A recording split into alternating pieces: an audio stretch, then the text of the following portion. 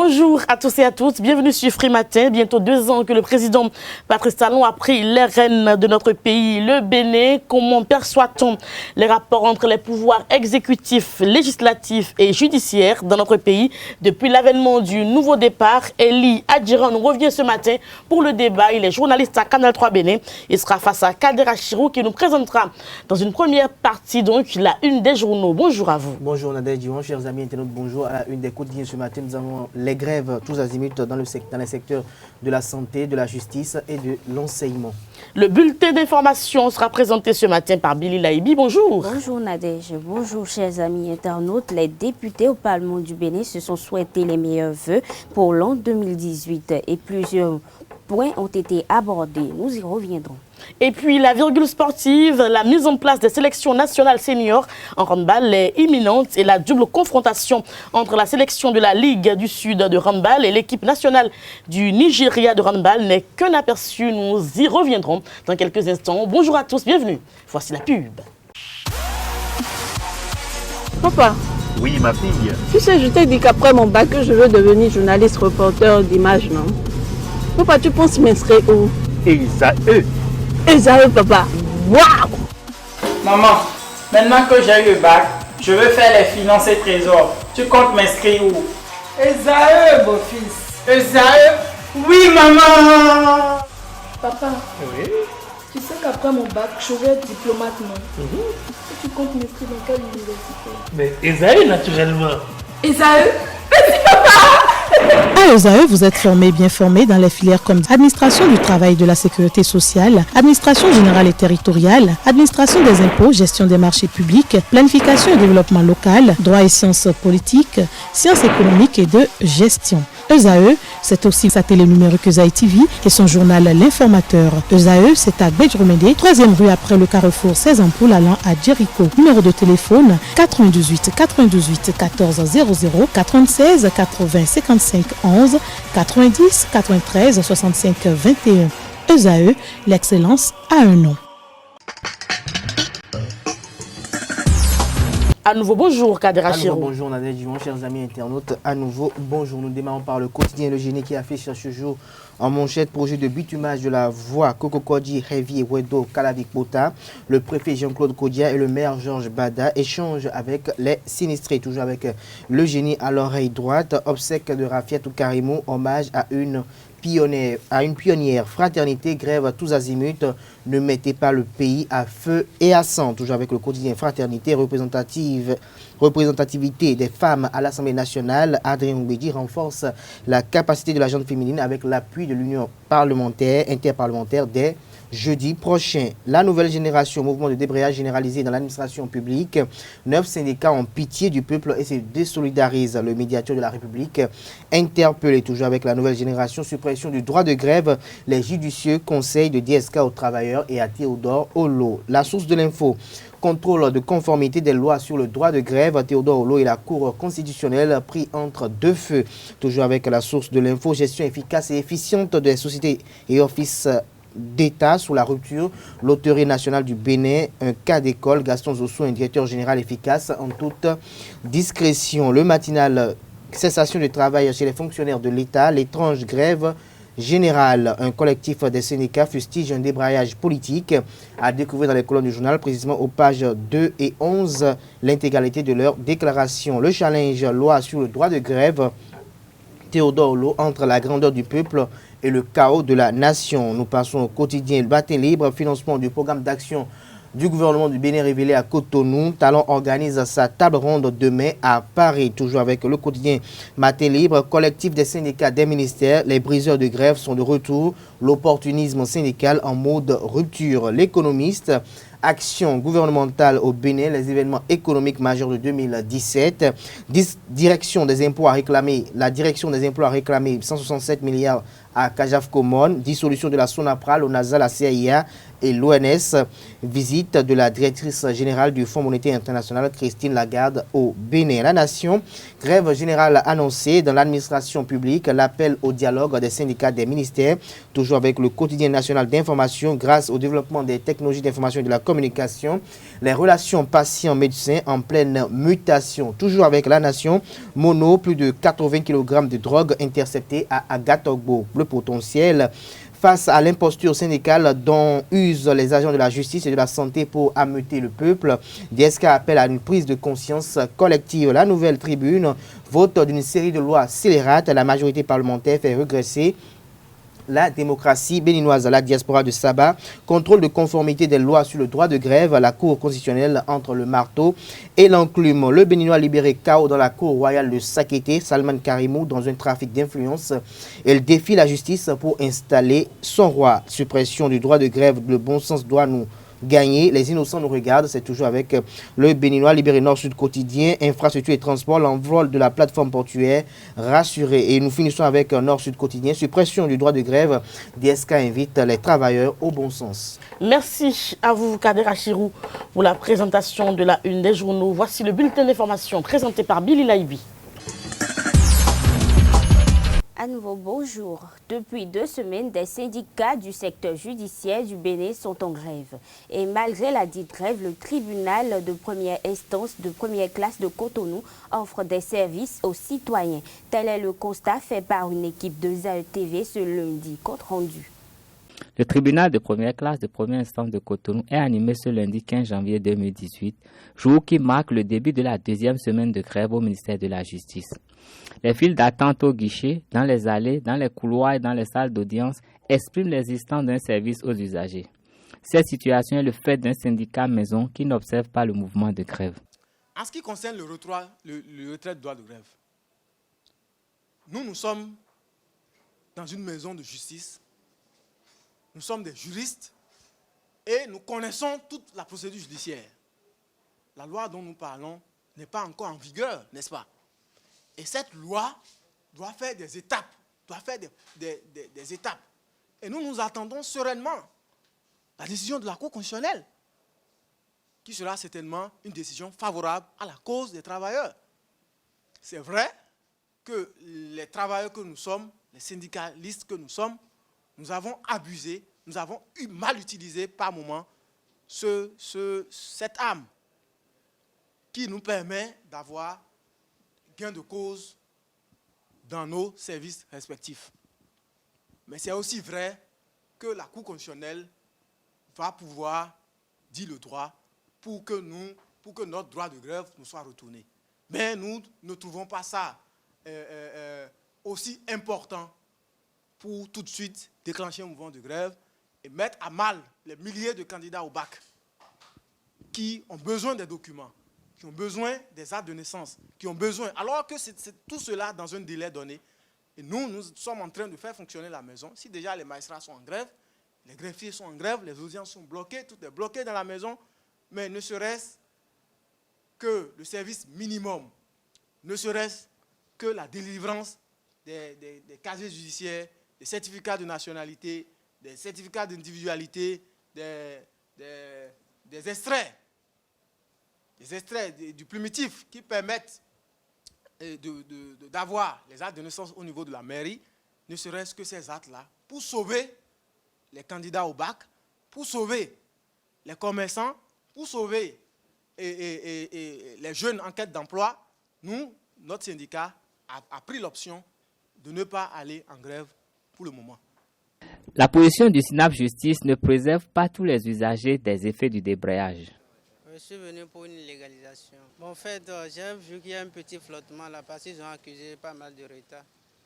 Bon, je devais retirer la pièce en moins d'1 heure, mais je l'ai retiré plus de 2 heures.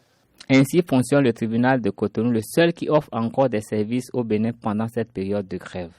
Toujours dans le cadre des grèves du secteur judiciaire, le président de l'Union syndicale des administratifs du ministère de la Justice, USAC Justice, Fiacre Godémen, donne les points de divergence entre son syndicat et les autres. On l'écoute. Nous avons été 6 syndicats à signer la dernière motion de grève. Je veux parler de Centra Justice, du Centrajab, de l'UNP Justice, de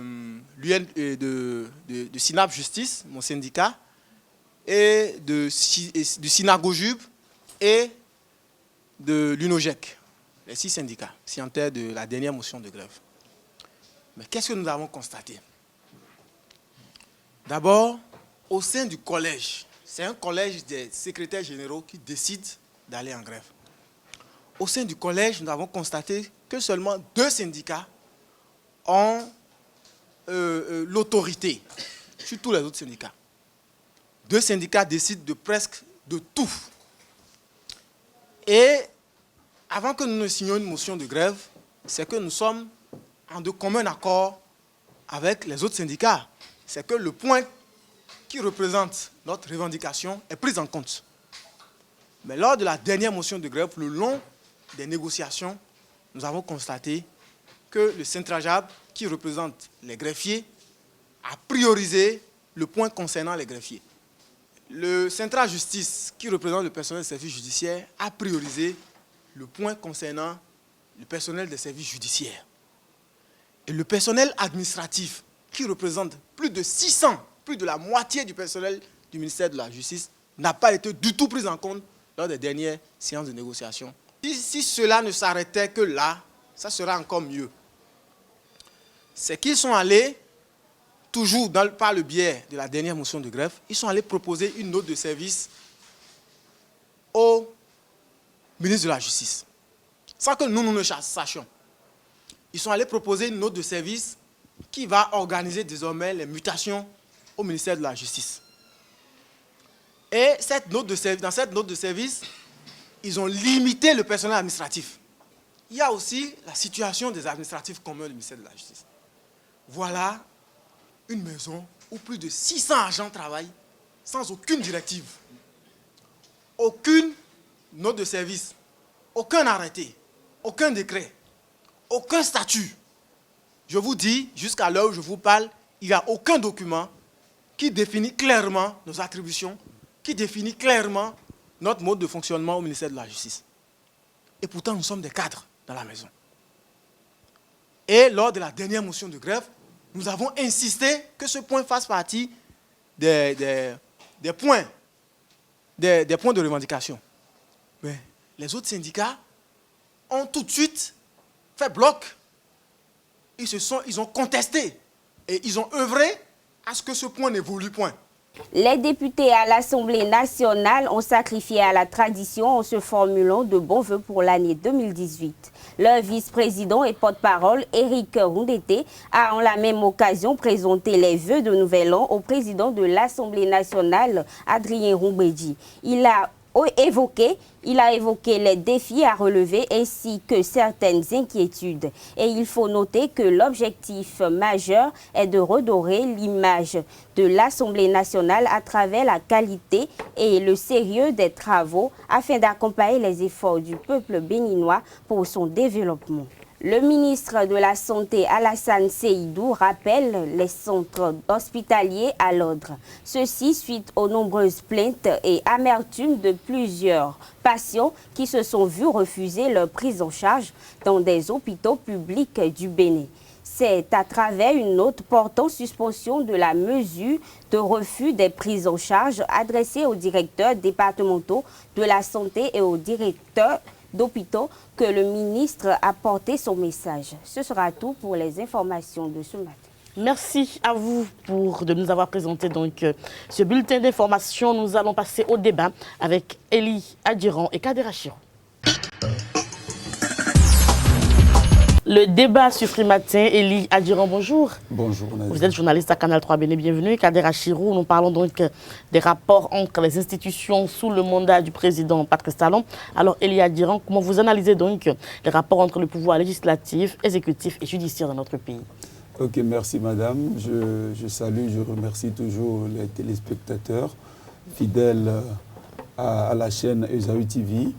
Déjà, nous sommes en train donc de rentrer progressivement dans un bilan à mi-parcours donc de la gestion du pouvoir donc, du président de la République, le président Patrice Talon. Alors, je puisse d'abord analyser en faisant d'abord un état comparatif. Vous pouvez déjà le savoir, depuis 90, je donne toujours un repère parce que déjà moi j'aime apprécier les choses par rapport à une origine. On pouvait déjà constater qu'aujourd'hui le rapport de force entre les différentes institutions au sein donc de, c'est-à-dire sous le régime Talon, est déjà un peu plus ou moins uniforme. Uniforme dans la mesure où chaque institution a en réalité un rôle à jouer. Déjà, nous avons le législatif qui est déjà là comme un contre-pouvoir à l'exécutif, le judiciaire qui est là quand même aussi pour réguler un peu le fonctionnement donc, des deux autres pouvoirs. Mais il s'est fait que nous sommes dans la tendance à vouloir uniformiser les choses, soit par position d'homogénéité, soit par position d'hégémonie, soit par position en réalité d'un grand rapport ou d'un grand rapport de force politique.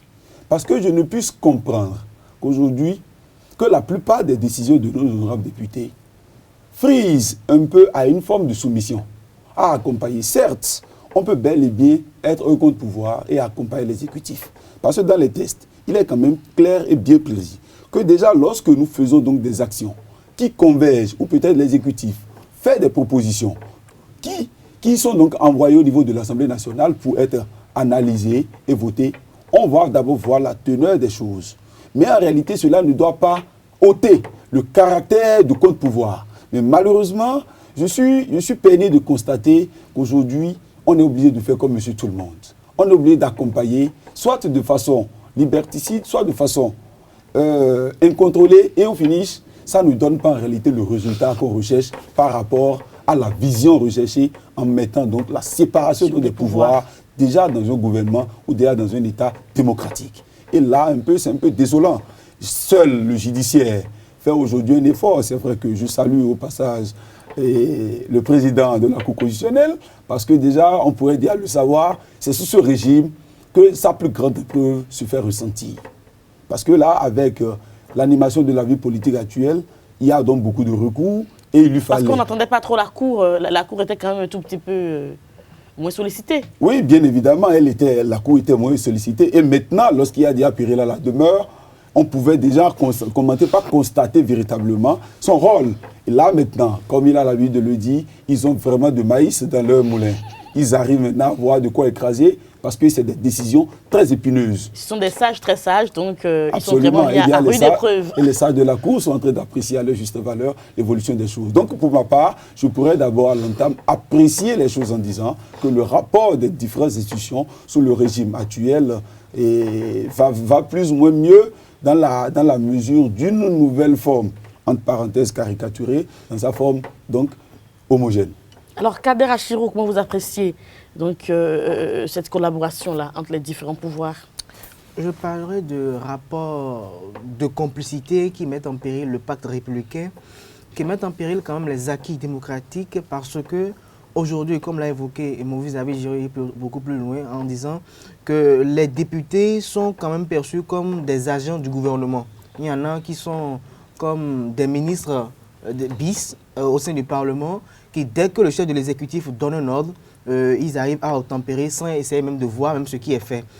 Par le passé, en ce qui concerne même je veux peut-être revenir par rapport à cette loi sur le retrait des droits de grève pour quand même illustrer quand même mon argumentaire pour dire que par le passé, des lois de cette envergure étaient initiées par le gouvernement, par l'exécutif. Mais aujourd'hui, qu'est-ce qu'on assiste, même depuis quelques temps, depuis quelques moments, où les différents lois sont portées par les parlementaires à travers des accointances entre l'exécutif et le législatif. C'est-à-dire, le gouvernement passe par une voie officieuse, remet le texte de loi à un député, et ce dernier vient, comme celui qui travaille réellement pour le peuple, vient en plénière et brandit son texte pour dire, voilà, je veux l'introduire pour étude. Donc, je pense que ça pose d'abord un problème, ça a quand même un caractère hétérodoxe, parce que ça ne suit pas la norme des choses.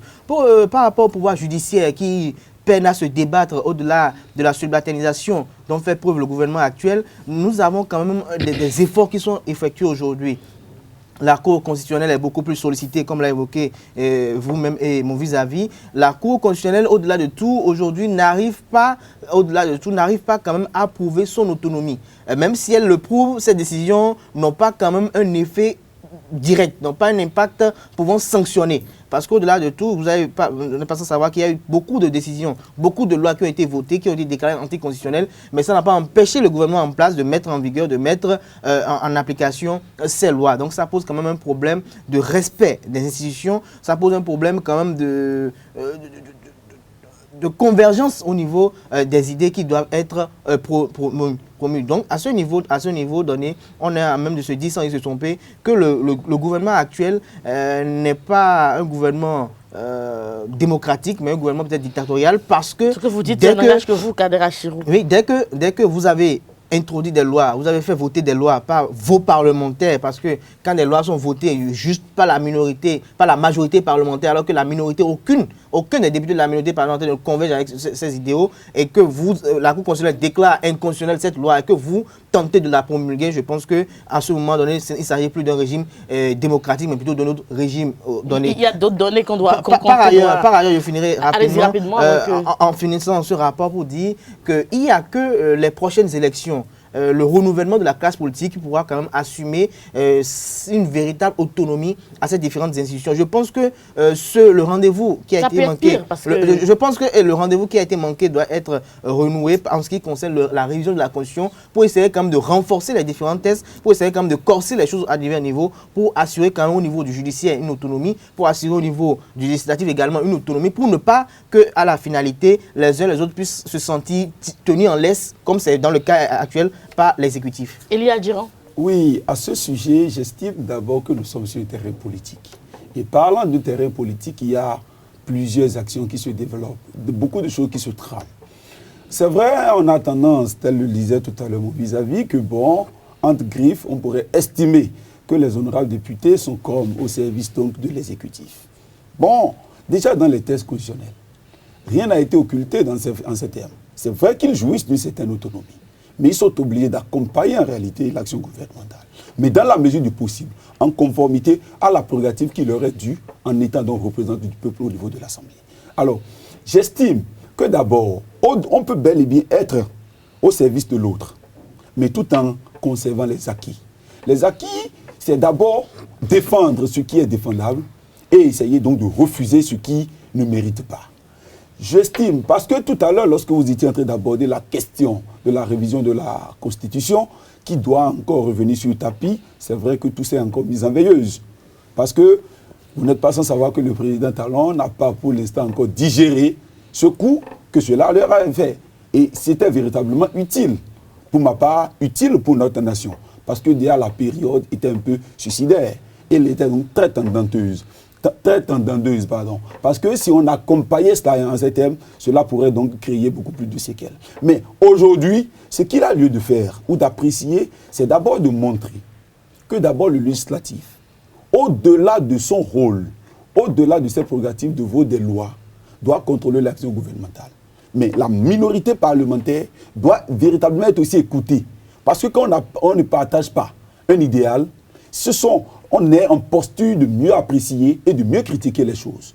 Mais on ne doit pas étouffer la liberté de ceux qui pensent différemment que nous. Parce que nous sommes dans un régime démocratique où déjà la liberté d'expression doit pouvoir primer. Et alors, on a tendance à croire que lorsque tu ne partages pas l'idéal de l'autre, tu es souvent étouffé ou offusqué, et là, on restreint ta liberté. En ces termes, on est en train de rechercher un conformisme, ce qui n'est pas utile pour un régime démocratique. Alors, je pourrais peut-être, pour ma part, dire, même le judiciaire dont nous parlons, connaît d'autres menaces, un tant soit peu, mais qui est mis sous veilleuse, sous les boisseaux. Mais j'estime qu'en étant donc acteurs de la justice, ils arrivent donc à mieux apprécier les choses. C'est à l'exécutif de pouvoir jouer en réalité le rôle d'arbitre et de dire, je veux quelque chose à travers mon cahier de charges. Je suis venu au pouvoir, j'ai un tel rendement à la fin de mon mandat. C'est vrai que j'aurais besoin de l'apport de telle ou telle institution. Voici, vous serez utile en telle ou telle chose. Mais néanmoins, je vous laisserai la main, sans pour autant étouffer votre liberté, parce que vos critiques me permettent donc de pouvoir m'améliorer. C'est le rôle auquel l'exécutif joue, mais déjà sur le rapport politique, on est quand même obstiné. déjà on est subjugué, on est étouffé partout et voilà, on se dit qu'on veut user de toutes les voies pour pouvoir parvenir au résultat. Mais là, au finish, un résultat sans une bonne méthode devient donc suicidaire. Kader Achirou, vous parlez tout tantôt des élections qui sont prévues. Vous pensez que les élections vont départager un peu les choses. Mais est-ce que ce n'est pas parce que l'ombre de l'ancien président Boniaï plane encore qu'on sent tout ça maintenant que si les élections passent et que le président Talon avec sa liste passe à majorité, tout se passera désormais comment dans notre pays? L'homme de président Boniaï est déjà parti, effectivement. Celle de Sébastien Ajavon ne plane plus non plus parce qu'ils sont tous déçus par la transhumance politique aujourd'hui. Ce qui va se passer, on va assister quand même à une rénovation de la classe politique tout entière. Au-delà de ce à quoi on s'attend, c'est-à-dire au départ des loups, des charognards, qui sont là et qui ne veulent jamais partir, qui sont là toujours et qui veulent être encore là, toujours là, pour ne servir que leur intérêt, pour ne servir que leur intérêt nombril. Il faut quand même que la jeunesse, cette jeunesse qui se porte-étendard du flambeau démocratique puisse se lever. On a vu des jeunes également, comme Atao, qui sont à l'Assemblée, donc on sait également que c'est tout un système à reprendre. Moi, c'est pas... En fait, les jeunes sont à l'image des anciens, on refera le débat, les jeunes sont à l'image de leur aîné. Le problème de ces jeunes, je vais le dire très rapidement, c'est qu'ils n'arrivent pas à assumer une autonomie en naissant, en fait. Dès qu'ils ils ont des affinités avec ces anciens ténors, automatiquement, ils sont corrompus. Parce que Atao a été envoyé à l'Assemblée, il avait été instrumentalisé pour financer... Atao n'a pas été envoyé à l'Assemblée, Atao s'est battu pour aller à l'Assemblée. Il s'est battu, mais il a été soutenu parce qu'on voulait quand même l'instrumentaliser, utiliser ses fonds pour financer des joutes électorales. Pour revenir à Patrice Talon, je dirais quand même que, pour moi, le chef de l'État actuel a un problème. Un véritable problème, c'est un problème de stratégie, de méthode. Les réformes en fond, comme j'ai eu à le dire sur ce plateau, sont bonnes. Mais c'est le problème de la stratégie, de la méthode, comme l'a dit en finissant Elie Adiran. Je pense que tant qu'ils ne vont pas revoir la méthode, tant qu'ils ne vont pas revoir les choses et qu'ils vont agir de façon antidémocratique, antisociale, ça ne servira à rien. Il y aura toujours une fronde sociale. Quand je prends pour cette raison, cette question qui fait l'actualité aujourd'hui, le retrait du droit de grève, on pourrait penser, comme ça se fait dans d'autres démocraties, penser à dire désormais, même si vous devez gréver, ce serait peut-être 75% de service minimum au moins.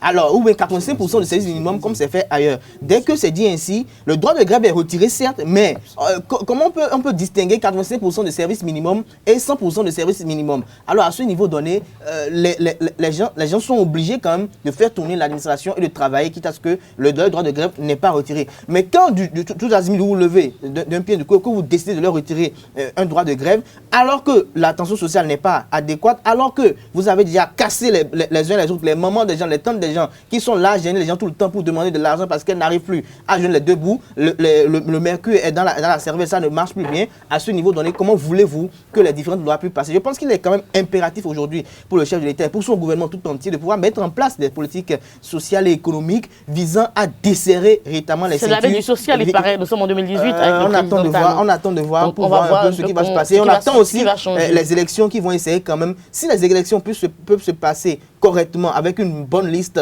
fiable et que les choses puissent se passer quand même sans quand même d'interjection. C'est vrai qu'il y aura quand même d'interférences politiques, mais que les choses puissent se passer dans les règles de l'art, dans les règles de l'orthodoxie. Je pense qu'à la finalité, nous assisterons peut-être à de nouveaux visages à l'Assemblée nationale, nous assisterons peut-être à de nouveaux visages au niveau des différentes institutions et avec cela, je pense que... Mais des visages qui ont toujours des bras. Des bras, certes, mais je pense que ça serait, avec comme le président Patrice Talon, je pense qu'aujourd'hui, nous assistons à quelque chose qui est quand même assez interpellant. Les gens ont élu Patrice Talon au-delà de tout parce qu'ils estimaient en fait bénéficier toujours de leurs accointances qu'ils avaient eu par le passé quand ils amenaient quelqu'un au pouvoir. Et du coup, Patrice Talon a rompu ce pacte et c'est ça qui fait objet de problème aujourd'hui. Donc on pense et on estime peut-être que les uns et les autres qui viendront peut-être, que ce soit à l'Assemblée nationale, que ce soit dans le judiciaire, quand ils seront nommés, quand ils seront promus, qu'ils essaient d'oublier ceux qui les ont promus pour quand même penser quand même au développement de la nation. Parce qu'au-delà de tout, à la fin, il n'y a que le peuple béninois qui pourra en décider. Voilà.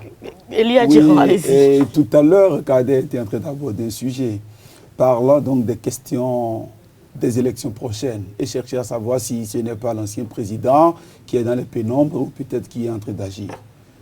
En tout lieu, en tout temps, sur le terrain politique, il y a toujours une main invisible qui agit.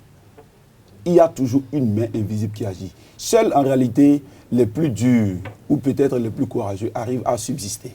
On ne peut pas dire que Yaya est parti et que Yaya est fini. C'est absurde. C'est absurde. Et je m'abstiens de dire aujourd'hui, c'est à croire qu'on me dise aujourd'hui que depuis que le président Soglo a quitté le pouvoir, que sa main n'agit plus sur l'arène politique.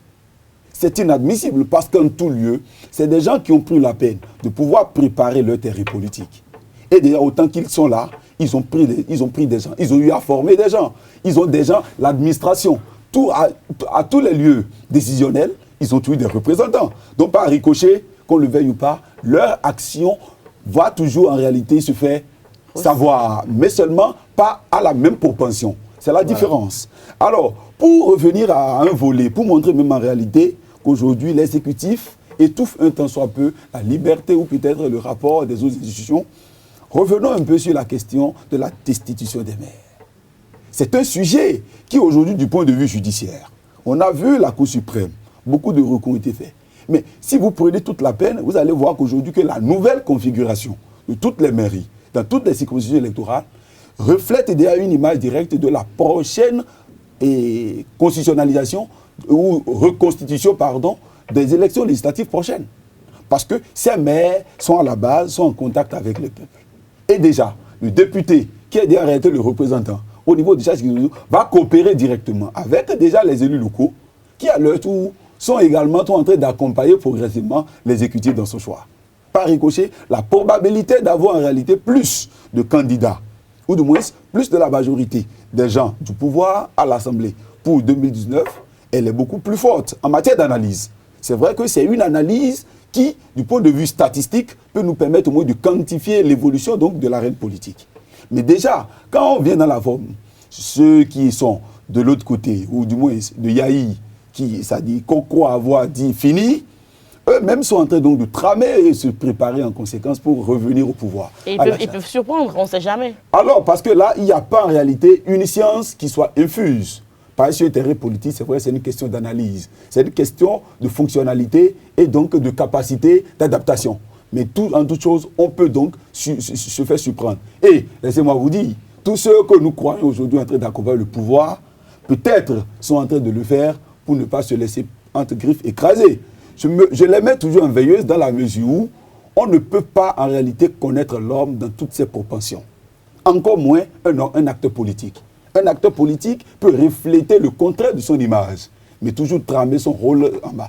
Maintenant, ce sont des acteurs. En effet. Ça voudrait dire qu'aujourd'hui, que le président Talon doit pouvoir vraiment faire beaucoup attention à tous ses collaborateurs et se dire qu'au-delà de tout, tous ceux qui m'accompagnent ne sont pas forcément mes disciples.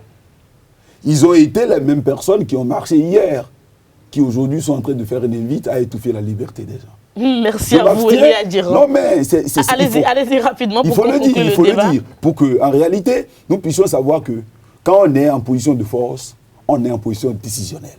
Mais néanmoins, essayez donc de faire le ratio entre déjà la faiblesse d'hier et la force d'aujourd'hui. C'est ça qui nous donne une nouvelle moyenne par rapport à notre évolution et à notre perception. Et ça vient donner un nouvel équilibre dans notre société en matière d'analyse politique. Merci à vous. Je rappelle que vous êtes journaliste à Canal 3. Kadra Chirou, merci pour le débat. Nous allons passer très rapidement à Sport Matin. La virgule sportive avec Larios Adjagbenon, Ali Yaro, qui nourrit de grandes ambitions pour le développement du volleyball dans notre pays. On rappelle qu'il a été porté à la tête du comité exécutif de la Fédération béninoise de volley le week-end écoulé. Bonjour à vous. Bonjour Nadège, bonjour chers amis internautes. Quelques instants après son élection, le tout nouveau président de la Fédération béninoise de volleyball a levé un coin de voile sur les actions phares de son Olympiade. Il envisage surtout l'amélioration de la cartographie du volleyball au Bénin. Suivez-le pour plus de précisions. En termes de décisions, de grandes décisions, d'abord que nous impliquions tous les responsables de l'État à toutes les grandes décisions que nous allons prendre, afin à terme les appuyer financièrement, matériellement dans la mise en œuvre de leur programme d'action au niveau de chaque zone. Et sur le plan technique aussi, nous débrouiller pour avoir des équipes nationales permanentes. Parce que nous avons l'ambition de participer autant de faire ce que à toutes les compétitions, d'abord au niveau de la zone. C'est vrai que sur le plan mondial, sur le plan africain, nous n'amènerons pas forcément de grandes médailles, mais nous nous sommes entendus pour nous lancer dans la promotion, dans le chantier de la promotion de la discipline, parce que pour nous, après 4 ans, nous devons substantiellement améliorer la cartographie de la pratique de cette discipline à tout l'état international. Donc voilà un peu les chantiers sur lesquels nous lancerons, sans compter le beach pour lequel je crois que d'ici à quelques mois, nous allons commencer par nous faire sentir, parce qu'il s'agit alors pour le Bénin de se faire voir au niveau de la pratique de cette discipline-là, que le beach volleyball, les catégories confondues, sur le plan zonal, sur le plan africain, et pourquoi pas sur le plan mondial en ce qui concerne les petites catégories. Nous parlons handball à présent avec la mise en place des sélections nationales seniors, qui est d'ailleurs imminente. C'est ce qu'a déclaré Antoine Bonou, président de la Fédération béninoise de handball, à la fin du match amical, retour opposant les deux formations. Plus de détails dans cet élément. Et ça nous a permis d'abord de tester notre équipe senior pour voir ce que nous pouvons faire. Et à la suite de ces matchs, d'abord le premier match qui a eu lieu il y a quelques jours, vous auriez constaté que nous avons de la matière au Bénin. Notre équipe a tenu la tête à l'équipe championne du Nigeria. Et cette équipe qui leur a tenu la tête, ce n'est que des joueurs que nous avons rassemblés dans le sud ici, c'est-à-dire à Cotonou et à Porto Novo. Donc, nous pouvons mieux faire, nous pouvons présenter nous-mêmes maintenant une équipe senior si nous continuons à bien travailler. Incessamment, ça va se faire, notre DTN est là-dessus, c'est-à-dire le directeur technique national est là-dessus. Ça faisait partie déjà de notre programme, hein, le programme de ce mandat. Et incessamment, ça va se faire. Et vous verrez que le Bénin, que la fédération du moins va doter le Bénin d'une équipe senior digne. Championnat d'Afrique des Nations CHAN Maroc 2018, les résultats des matchs du groupe B. Hier, les Super Eagles du Nigeria ont été tenus en échec, 0 but partout, par le Rwanda. Tandis que la Libye, vainqueur de la compétition en 2014, a battu la Guinée équatoriale par le score de 3-0 et caracole seul à la première place du groupe C.